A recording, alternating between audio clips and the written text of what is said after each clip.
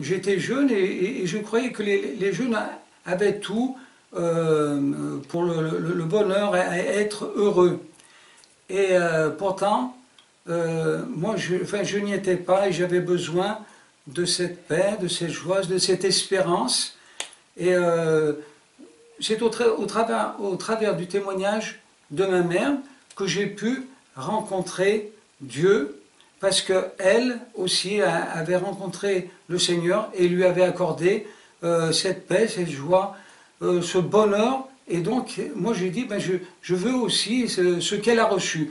Donc, je lui ai demandé ce qu'il fallait faire. Elle m'a dit, bien, il faut prier le Seigneur, Dieu, et il se révélera à ton cœur. Donc, j'ai été dans ma chambre, j'ai prié, et Dieu s'est révélé dans mon cœur et il est venu apporter cette paix, cette joie, ce bonheur. Et il m'a accordé aussi de comprendre l'amour qu'il avait manifesté en Jésus-Christ pour chacun d'entre nous. Il m'a accordé le pardon de mes péchés, l'espérance de la vie éternelle. Il m'a sauvé pour ce temps et l'éternité. Et cela dure depuis 42 ans. Et je suis heureux, j'ai fait des expériences et Dieu a manifesté sa fidélité dans ma vie. Et je vous souhaite aussi que vous puissiez faire cette expérience que j'ai faite. Voilà, que Dieu vous bénisse. Plus j'avance dans la vie chrétienne, plus j'ai de la reconnaissance. La reconnaissance pour ce que le Seigneur il est, pour ce qu'il fait. Et on peut dire c'est un peu la vie chrétienne. Lorsqu'on découvre le Seigneur, c'est merveilleux. Mais lorsqu'on avance avec lui, c'est encore mieux parce qu'on voit des choses qu'on ne voyait pas auparavant. Et surtout, on voit de quelle manière le Seigneur nous aime et nous bénit. Il est bon d'avoir cette reconnaissance. Alors, on peut déjà, au niveau de notre pays, avoir la reconnaissance pour la liberté que nous avons. On peut être reconnaissant qu'on n'est pas en guerre. Quand on voit les actualités, ben c'est terrible, toutes les guerres qu'il y a dans plusieurs pays, et nous sommes en paix. Mais c'est vrai qu'il y a encore beaucoup de choses qui pourraient être meilleures. Mais ces choses meilleures, c'est nous-mêmes qu'on peut les rechercher. Alors, dans cette période, ici, on n'est pas loin de Noël. Et j'ai été hier dans un grand centre commercial avec mon fils. C'est impressionnant le monde qu'il y a. Et cet engouement qu'il y a pour Noël. C'est pas toujours pour Jésus, mais c'est pour Noël. Hein. Et cette fête de Noël, même si elle n'est pas comprise comme il faut, eh bien, elle nous rappelle quand même la venue de Jésus. C'est important la venue de Jésus, parce que ça change beaucoup de choses. Ça change la vie de millions et de millions d'hommes et de femmes. Imaginons-nous que Jésus n'était pas venu, où on en serait aujourd'hui. Et aujourd'hui, même si ça fait 2000 ans, eh bien on peut dire qu'il y a à travers le monde et depuis des siècles, des centaines de millions d'hommes et de femmes qui ont vu leur vie changer et transformer, qui ont vu la grâce de Dieu. Certains ont été délivrés, certains ont été guéris. Que c'est merveilleux ce que le Seigneur a fait. On peut le dire. Amen. Et là, si les gens, malheureusement, à Noël, ne pensent qu'à faire la fête, les enfants vont avoir des jouets, on peut quand même penser un peu à Jésus. Et déjà, la naissance de Jésus est glorieuse. Alléluia. Amen. Elle est merveilleuse, cette naissance. Et puis, il y a, bien sûr, il nous a laissé sa parole, qui est une parole merveilleuse, une parole d'espoir.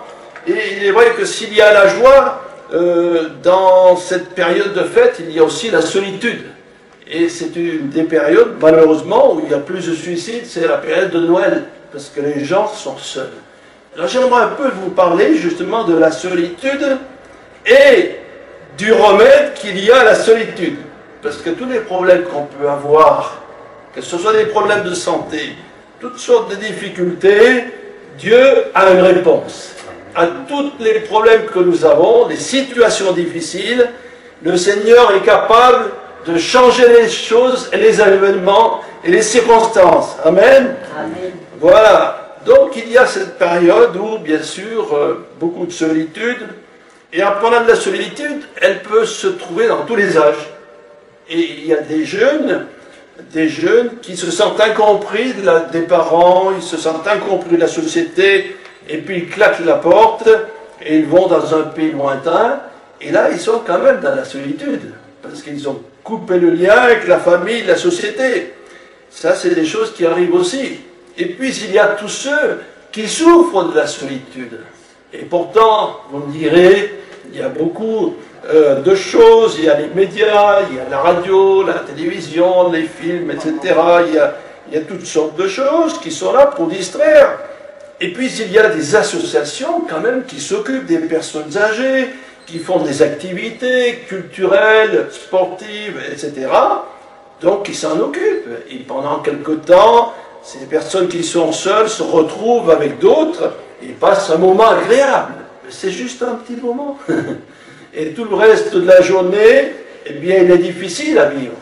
Alors nous allons lire dans la parole de Dieu comment le Seigneur Jésus va vous permettre, pour vous qui êtes peut-être dans cette situation, de découvrir une présence. Alléluia.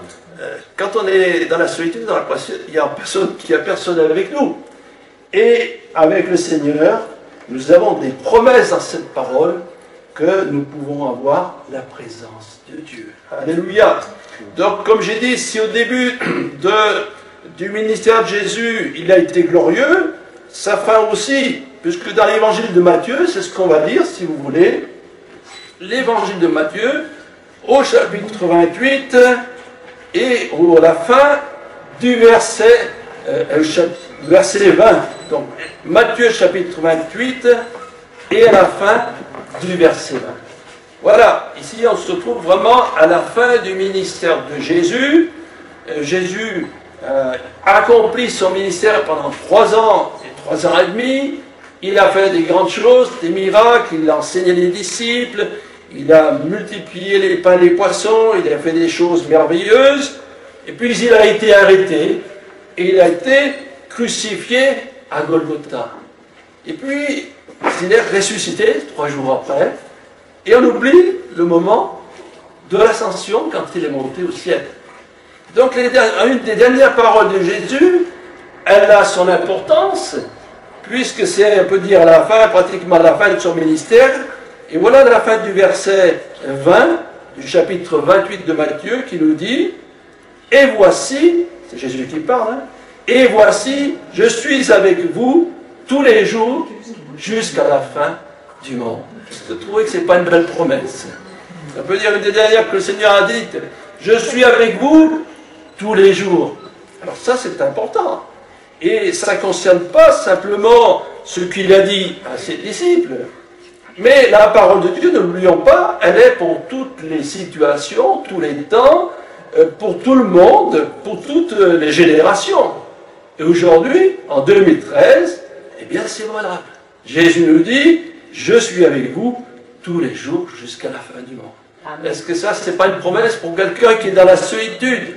Et nous allons voir au cours de ce message comment justement s'accaparer cette promesse et vivre une vie nouvelle. Tous les jours. Tous les jours, c'est formidable. Jusqu'à la fin du monde. Alors bien sûr qu'il y a d'autres textes que nous allons voir qui vont nous aider vraiment à aller dans ce sens et à saisir par la foi cette promesse. Il y a de nombreuses promesses dans la Bible, mais il faut les prendre, il ne faut pas les voler. C'est pas la peine qu'on nous les donne. On se saisit des promesses. Alors il y a bien sûr d'autres textes qui sont intéressants et qui sont des petits versets dans la parole de Dieu, comme par exemple dans l'évangile de Jean, chapitre 15, et au verset 15. Je vais vous lire le verset simplement. On va essayer d'être très simple pour ceux qui n'ont pas l'habitude d'entendre la parole de Dieu. C'est encore Jésus qui nous parle. Et qui nous dit ceci, Jean 15, verset 15. « Je ne vous appelle plus serviteur, parce que le serviteur ne sait pas ce que fait son maître, mais je vous ai appelé ami, parce que je vous ai fait connaître tout ce que j'ai appris de mon Père. » Alors, il y a un mot, ami. Ami. Est-ce que vous avez des amis? Il faudra. D'autres fois, on n'en a pas, hein. Parce qu'un ami, il faut le trouver. C'est pas facile. Un ami ou une amie, c'est quelqu'un qui nous comprend. C'est quelqu'un avec qui on s'entend, qu'on a suffisamment de confiance pour lui dire certaines choses qu'on n'ose pas dire à d'autres. Et puis c'est un échange. Hein. L'ami, il nous dit, voilà, c'est ce qu'il a, ses projets, ses idées, ses pensées, ce qui s'est passé, on écoute. Puis il a besoin d'un conseil, ben, nous on va lui donner un petit conseil. Et puis c'est l'inverse. Nous aussi, tu sais, j'ai un problème, j'ai telle chose, j'ai l'autre, ou j'ai un projet, qu'est-ce que tu en penses? Voilà, c'est un partage. Est-ce que vous savez que Jésus peut être votre ami? Formidable. Il peut être notre ami. Il n'est pas automatiquement, c'est sûr. Pour que ces promesses s'accomplissent, il y a certaines choses qu'on va voir, mais il veut être notre ami. Formidable. Jésus, le Fils de Dieu, Jésus qui est tout puissant, eh bien accepte d'être notre ami. C'est formidable. Nous avons là une possibilité d'être un ami. Et pour quelqu'un qui est seul, c'est formidable d'avoir Jésus pour ami. Ah, on en découvre des choses dans la Bible, hein, des choses qu'on ne connaissait pas avant. Et oui, l'Évangile est complet et il répond à tous nos besoins et toutes nos aspirations de nos âmes. Nous avons besoin de communication, nous avons besoin de le partager et c'est possible avec Jésus. Voilà, Jésus qui désire être notre ami. Alors, c'est vrai qu'un ami, il va connaître certaines choses de nous, mais il ne connaît pas tout. Mais le Seigneur, lui, il connaît tout. Et dans un texte, je ne vais pas le citer, je le cite souvent, mais il sait quand, comme dit le psaume 139, il sait quand je m'assois, quand je me lève, quand je me couche.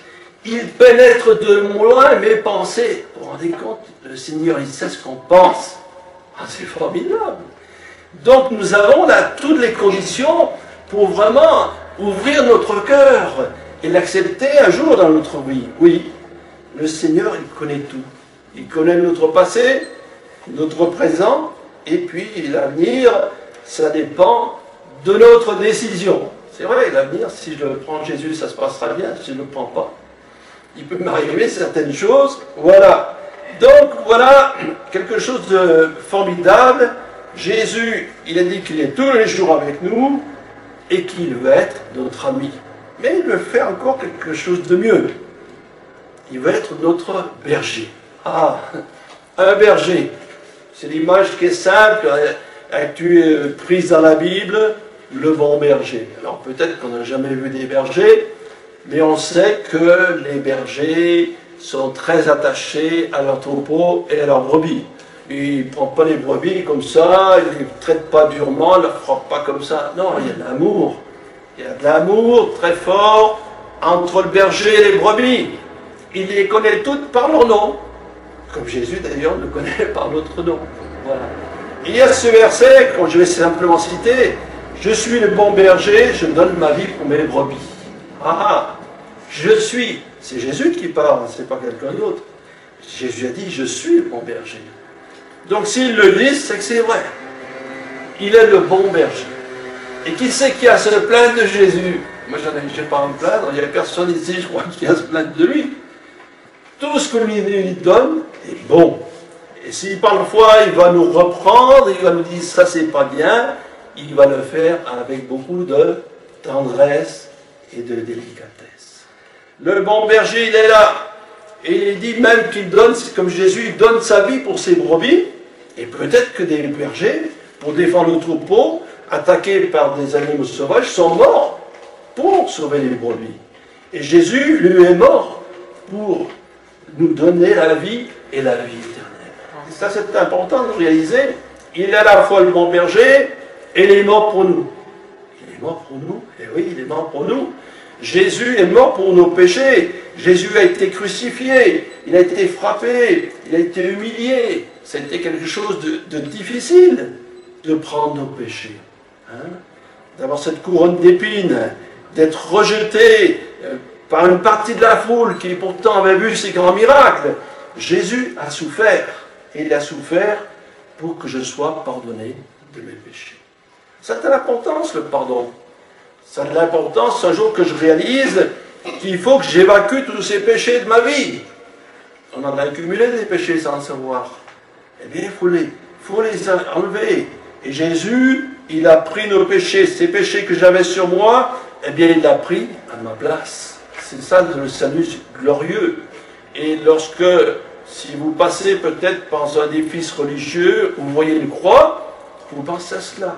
Vous vous dites, tiens, cette croix elle est là pour me rappeler que Jésus est mort pour moi. Alors, il est mort pour nous, mais il est aussi, comme j'ai dit, le bon berger. Il est ressuscité. Et si Jésus n'était pas ressuscité, il ne pourrait pas être notre ami. Mais gloire à Dieu, après que Jésus soit mort, eh bien, l'Esprit de lui a ressuscité Jésus d'entre les morts, et Jésus, donc, il est vivant. Il est assis à la droite de Dieu, et nous attendons bientôt son retour. Formidable. Jésus est vivant. Vous croyez que Jésus est vivant? Amen. Il est vivant et il est puissant. Alors, il y a l'autre verset dans la parole de Dieu qui va nous intéresser. Oui, on va prendre juste quelques petits versets. C'est Matthieu chapitre 6 et verset 6. On va nous là déjà découvrir petit à petit le moyen vraiment d'avoir Jésus, le moyen d'être dans cette présence. Voilà l'enseignement toujours concernant la prière. Il est dit, mais quand tu pries, entre dans ta chambre, ferme la porte et prie là, et prie ton Père qui est là, dans le lieu secret, et ton Père qui voit, dans le secret, te le rendra. Là, voilà, il est question de la prière. Et il est question aussi dans la chambre. Voilà. On parle de solitude. Évidemment, la solitude s'exprime malheureusement davantage dans la maison. Si on se retrouve seul dans la maison, eh bien, le temps est long. Parce que si on a des rassemblements comme maintenant, c'est formidable.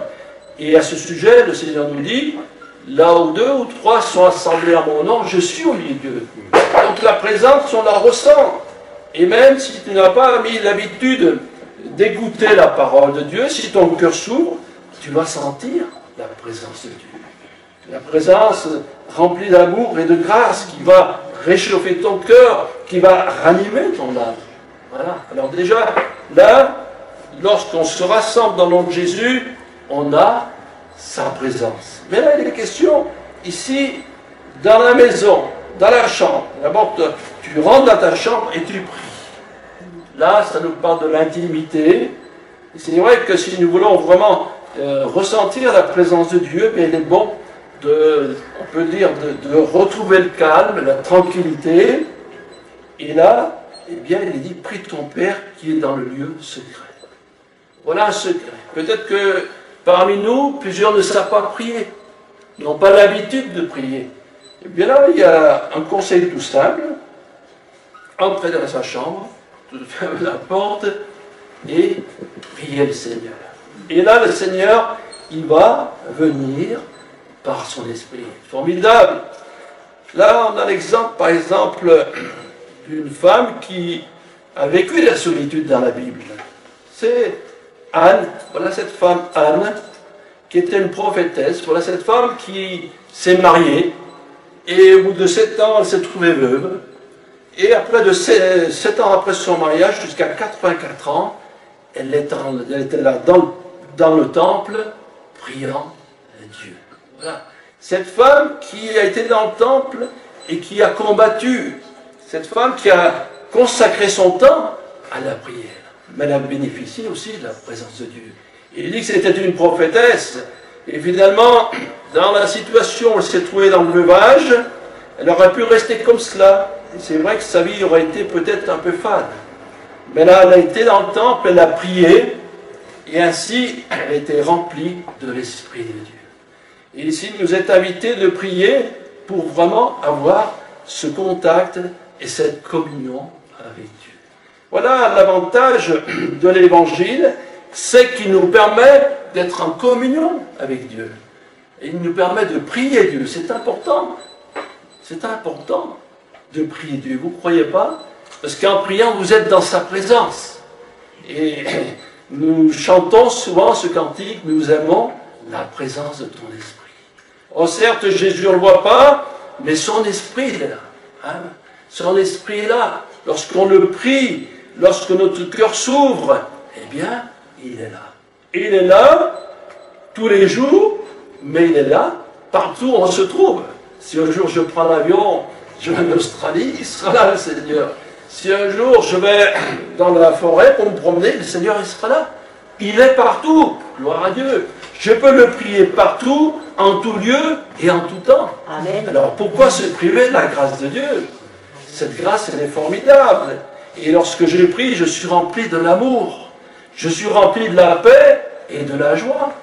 Et Jésus, finalement, il a eu, on peut dire, 2 ministères. Je veux dire ça comme ça, c'est pas une osauterie.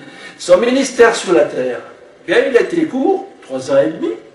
Il a annoncé l'évangile dans tout le territoire d'Israël. C'était très bien, mais pourquoi il s'arrêtait là? Mais maintenant, Jésus, parce qu'il est remonté au ciel, et puisqu'il envoie son Saint-Esprit, c'est dans le monde entier que je peux bénéficier de la présence de Dieu. Voilà la différence. Et si Jésus était resté en Israël comme ça, eh bien nous, on n'aurait pas été bénis. Mais Jésus, il est assis à la droite de Dieu, et par son esprit, il remplit notre âme de paix, d'amour et de joie. Combien de témoignages d'hommes et de femmes qui étaient dans la solitude ont retrouvé en Jésus une vie nouvelle. Ils ont retrouvé l'espoir pour vivre, ils ont retrouvé la joie, et surtout, la communion avec le Seigneur. Ils ont découvert en Jésus un ami, ils ont découvert en Jésus un berger qui les a conduits dans leur vie. C'est important d'être dirigé aujourd'hui dans notre vie. La vie est difficile. Eh bien, le berger, il dirige ses brebis, là où il y a un bon pâturage. Et le Seigneur, lorsque nous sommes dans sa présence, il va nous conduire là où c'est bien pour nous. Là où on sera vraiment fortifié dans la foi. Là vraiment où Dieu pourra nous bénir. Amen. Amen. La présence du Seigneur. Là, on parle toujours de la maison, et c'est vrai que la maison, ça nous parle aussi de ce secret, mais il n'y a pas toujours des bonnes présences. Il y a des fois, il y a des mauvaises présences dans la maison. Voilà. Et quelqu'un de ma famille, que je ne vais pas citer, eh bien, la nuit, elle avait une mauvaise présence, et elle était troublée, elle voyait des choses bizarres, et plusieurs fois, elle est venue pour qu'on prie pour elle. Et c'est vrai qu'il y a des présences qui sont mauvaises. Et comment peut-on le savoir?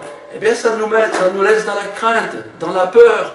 Et cette présence, on ne les aime pas, on ne sait pas qu'est-ce que c'est. Certains font des cauchemars, d'autres, il se passe des choses bizarres dans certaines maisons. Pourquoi? Parce que c'est l'adversaire aussi qui a sa présence, malheureusement. Et l'adversaire de notre âme, il désire, il veut eh bien, nous mettre dans la tristesse, dans l'angoisse, dans la peur, dans la crainte. Ça ne vient pas de Dieu, vous le croyez?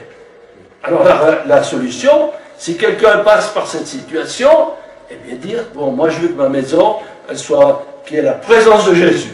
Voilà. Amen. Je ne veux pas des présences, il y en a qui ne sont pas bonnes, des présences, je ne les veux pas. Amen. Et si vous ne pouvez pas faire, vous dites, je chasse au nom de Jésus, tout ce qui est mauvais. Moi je veux la présence de Dieu. Parce qu'il y en a qui pensent que les morts, ils peuvent agir aussi sur nos vies. Les morts n'ont aucune puissance. Les morts, ils sont morts et ils n'ont pas la possibilité de venir dans notre vie, nous troubler et nous agiter. Donc, en toute chose, faisons confiance au Seigneur et faisons confiance à son esprit de vérité, de puissance et de force, qui va chasser le mal, qui va chasser l'angoisse, les ténèbres, peut-être des cauchemars et toutes ces choses-là, et qui va nous apporter la paix. Que faut-il faire? Tout simplement, peut-être dans la chambre où je suis, comme j'ai lu, tu rentres dans la chambre, tu fermes la porte. D'autres mots. Seigneur Jésus, viens dans ma vie. Voilà, c'est tout, ça suffit. Si je le dis avec vérité, il sera. Il viendra dans ma vie, et je verrai que les choses mauvaises vont disparaître. Et je vais me rendre compte que la joie va venir dans mon cœur. Je vais me rendre compte que je vais bien dormir la nuit, que je n'ai pas des cauchemars, des mauvaises pensées. Le diable, il s'en va. Là où il y a la lumière, les ténèbres reculent. Voilà. On a expérimenté ces choses-là. Faisez confiance à ce que dit Jésus-Christ. Il veut être tous les jours avec vous. Il désire être votre ami, votre berger. Il désire vous remplir de son esprit. Et il désire chasser de votre vie tout ce qui est mauvais, tout ce qui vous attriste, tout ce qui vous laisse dans la peur. Et il va vous donner de la joie, de la foi. Et donnez-lui votre vie, confessez vos péchés, et votre vie sera nouvelle. Alléluia. Amen. Merci Seigneur, parce que tu nous laisses cette promesse que nous sommes tous les jours. Tu es avec nous jusqu'à la fin du monde. C'est une promesse, Seigneur, pour ceux qui t'acceptent dans leur vie, pour ceux qui désirent vraiment que tu agisses, que tu apportes la lumière dans les cœurs, que tu apportes l'amour, la joie, que tu pardonnes les péchés, que tu agisses vraiment dans tous les besoins, que tu donnes à ceux qui sont dans la solitude une nouvelle vie, Seigneur, une nouvelle force, Seigneur, qui va permettre vraiment d'avoir une vie belle pour toi. Seigneur, je te prie que chacun d'entre nous puisse saisir cette parole, puisse avoir la foi en toi, Seigneur, et remporter des victoires sur toutes les choses mauvaises peut-être qui agissent dans leur cœur. Merci Jésus, parce que tu es puissant et vivant, et par ton sang tu purifies nos cœurs de tout péché.